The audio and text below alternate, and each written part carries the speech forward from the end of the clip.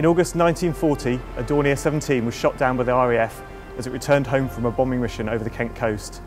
70 years later, the RAF Museum plans to raise the Dornier from its watery grave in order that it be displayed here in London at the Battle of Britain collection. This video tells the story of that operation.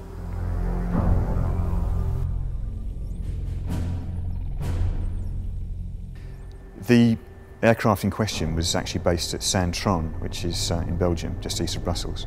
And on August 26, 1940, it was one of a formation of 9 Dorniers that were due to bomb Manston Aerodrome in Kent. The secondary aim was not just to attack the RAF airfield, but to draw up as many RAF fighters as possible, so the German single-engine fighters escorting them could shoot down as many RAF fighters as possible. What actually happened to the Dorniers was a formation of Boulton Defiants from 264 Squadron got in underneath the bomber formation and opened fire with their turret fighters. We believe that our particular aircraft had both engines disabled, which is why the aircraft had to force down on the Goodwin Sands.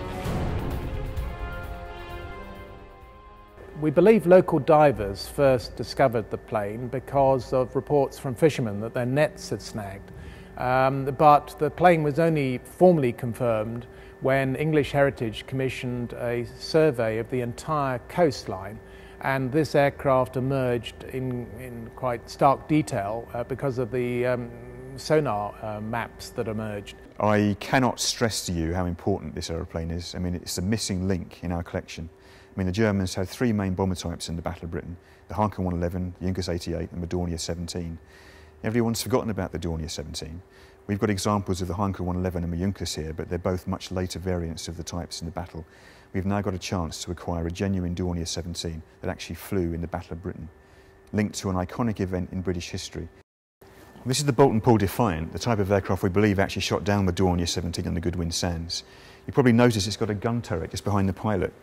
This was a new concept in RAF fighter design during the 1930s, focusing all the armament in a turret behind the pilot rather than focusing it inside the wings. During the Battle of Britain, the Defiant had some great success during the early parts of the battle, but the Germans soon got wise to the fact that the guns were all focused in the turret rather than the wings, and they began to attack the aircraft from forward. From that point on, the Defiant suffered very, very heavy casualties. 264 Squadron at Westmoreland were the first squadron to be fitted with Defiants as a day fighter role. And the first day they were in operation against the people coming, well, the radars coming in, they were very successful because the Germans came in on a rear attack. And of course the gunners just shot them to ribbons. The Germans quickly found the answer to that by coming in and doing a frontal attack. So all the pilot could do was to try and avoid them because he had got no guns to fire.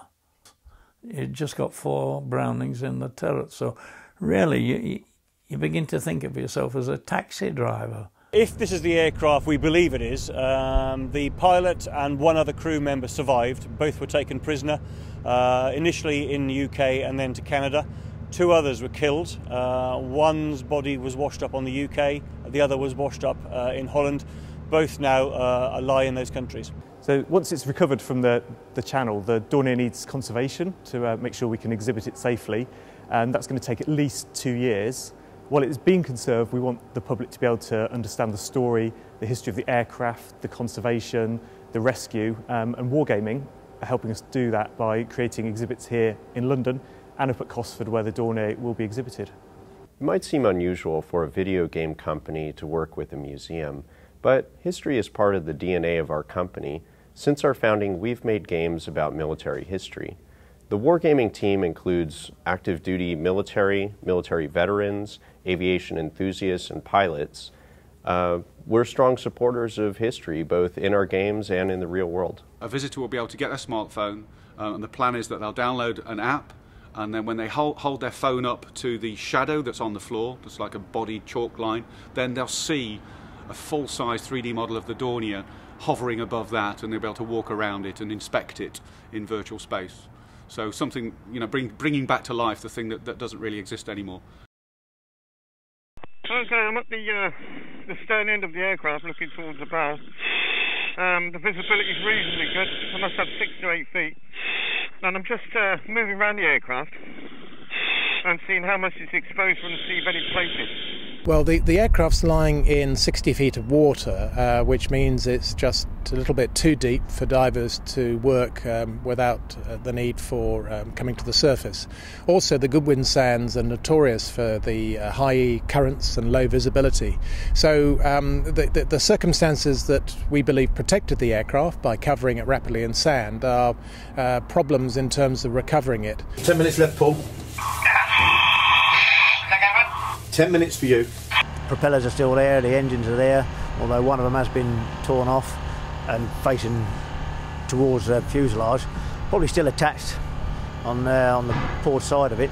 We're trying to build a frame around the wreck of the aircraft so we can lay frame underneath it. The usual process is they pick it up and put it on a frame, but it's that delicate. We thought if we build the frame around the aircraft, then it's only one lift.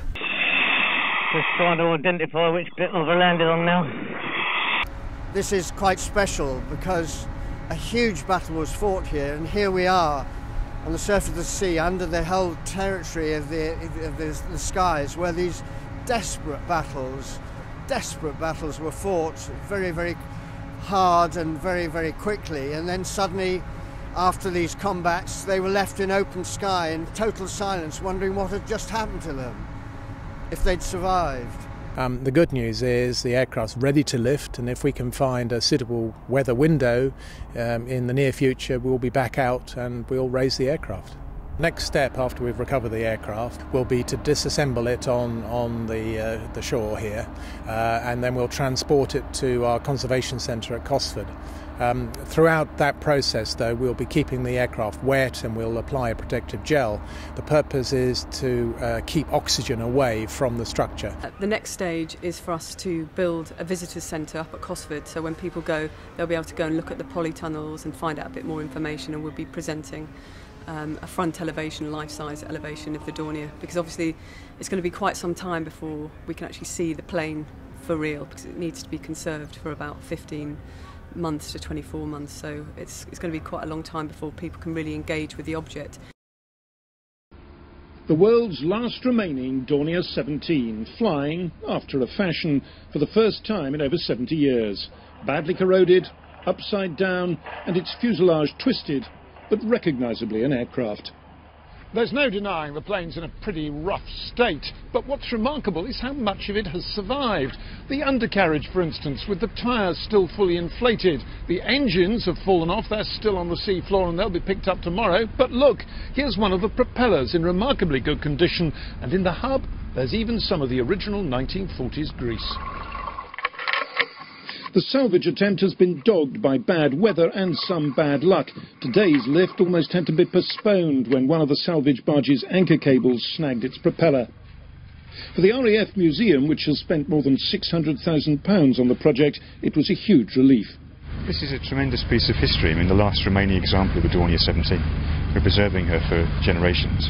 She will commemorate the sacrifice made by both sides during the Battle of Britain and help us to give a wider understanding of that phase of that particular part of the air war.